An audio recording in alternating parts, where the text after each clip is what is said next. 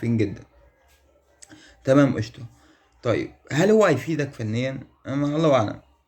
هو امام عاشور لاعب كويس تمام، ولكن ان هو يفيدك انت كنادي اهلي فنيا دي يعني حط تحتها مليون خط، لان كتير جدا لعيبه كانت عاليه قوي في ناديها وجت في النادي الاهلي ما عملتش اي حاجه. فدي حاجه هنسيبها للقدر، حاجه هنسيبها للايام الجايه تقول لنا هل امام عاشور فعلا هيبقى حاجه تمام ولا لا. في امثله عندنا مؤمن زكريا وهو كان في نادي الزمالك، وعلى فكرة برضو كان بيشتم جمهور الأهلي وبتاع، بيعمل لهم هش وحاجات زي كده كتير يعني.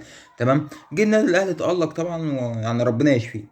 تألق طبعا مؤمن زكريا، وبقى مؤمن زكريا محبوب جماهير الأهلاوية. تمام. في مين تاني؟ ياسر إبراهيم. ياسر إبراهيم كان في الزمالك برضو، وعلى فكرة برضو غلط في الأهلي برضو. وجه النادي الأهلي والراجل ياسر إبراهيم وكده. في كهربا قعد فترة ولكن دلوقتي ادينا شايفين كهربا بيعمل ايه. يعني الامثلة كتير للعيبة نجحت، فان شاء الله امام عاشور ينجح ان شاء الله باذن الله. اما بنسبة بقى بقصة بقى ان هو شتم من جماهير الاهلي والكلام ده،